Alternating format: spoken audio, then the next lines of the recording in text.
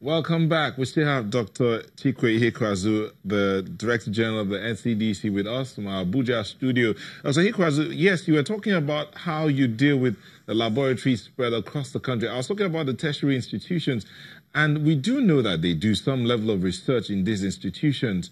How much work are you doing with them?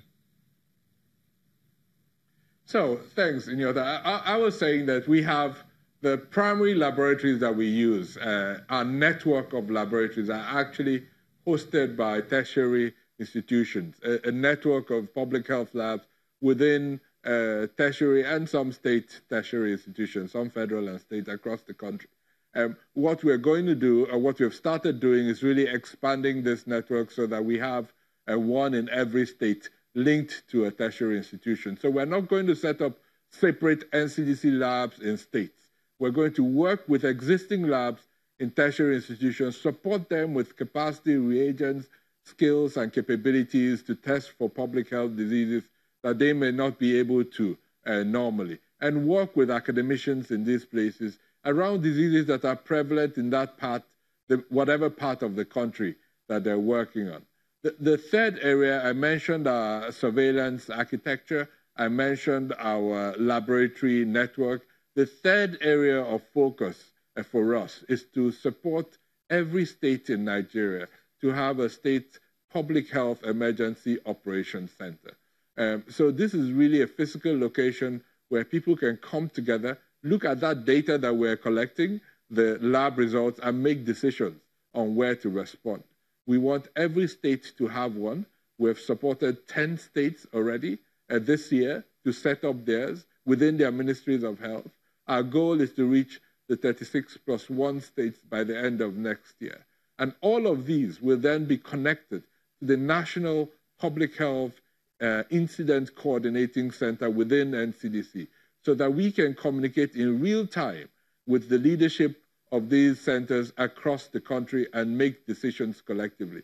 So I think those are the three strands where we need engagement from the states and the tertiary health institutions in each of those states, in surveillance, in diagnostics, and in the public health emergency operations centers that provides the communication and coordinating infrastructure to make the decisions that we need to make whenever there's a cluster of cases that may end up becoming an outbreak.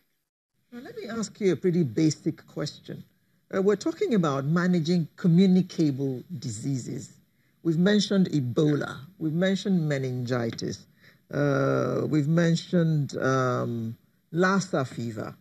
What other diseases fall into this category which your center actually works on?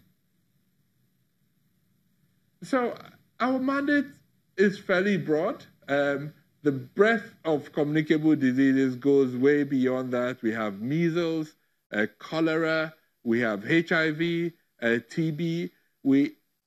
Because of the size of the challenge of HIV and TB, we've organized vertical programs within the ministry to organize the programming around providing treatment for people with HIV and providing care for patients with TB. But the surveillance and the laboratory detection of this will now fall under the responsibility of the Nigeria Center for Disease Control.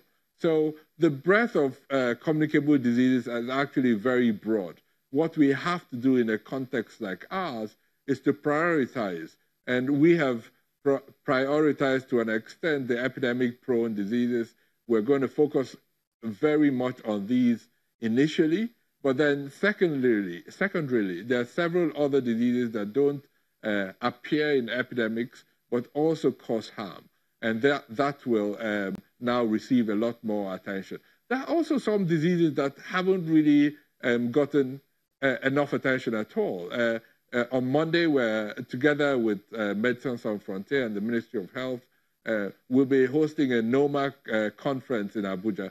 NOMA is a very devastating illness affecting the jaw, primarily caused by a combination of malnutrition and poverty, and a really debilitating illness. So we're going to push a lot of these other diseases that don't often receive the attention they deserve to the forefront and make sure that we have a holistic response.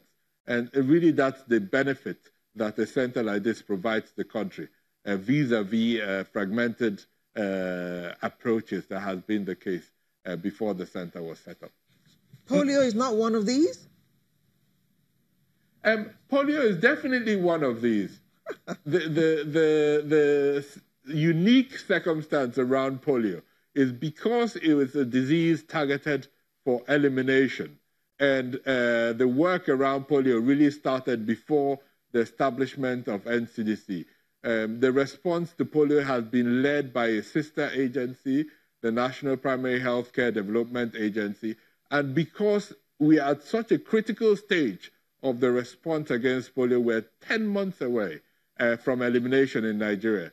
The government took the decision, which I absolutely agree with, to keep the infrastructure set up for polio until such a time that we get to the end of this polio story, eliminate polio, and then we can then reintegrate the surveillance for acute flaccid paralysis back into the integrated disease surveillance and response architecture where it belongs, as in every other African country. But in the short term, to get to elimination, we cannot disrupt the architecture that we've built up for polio. And therefore, we continue to maintain this as a focused intervention to get to the end of that journey. And then we can think of how to reorganize and reintegrate surveillance back into the integrated system that we have for all other diseases. Sorry, but in the meantime, how well are we doing in kicking out polio?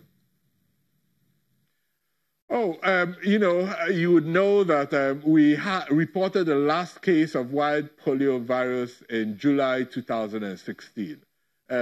The strategy is to get to 3 years without a case of wild polio virus with strong surveillance going on in order to confidently say that we have eliminated polio. We've really Nigeria has done so much work on polio. We've had several rounds of vaccination. We have a very tight